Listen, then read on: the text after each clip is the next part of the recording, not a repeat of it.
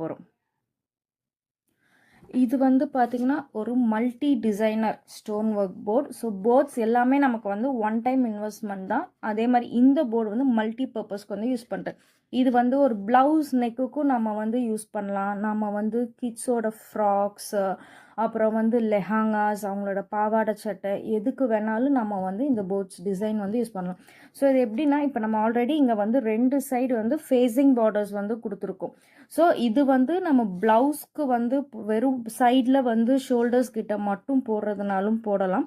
And so shoulders போட்டுட்டு கீழே இந்த டிசைன் தெரியுது பார்த்தீங்களா, இது வந்து ஒரு ஜுவல் டிசைன்.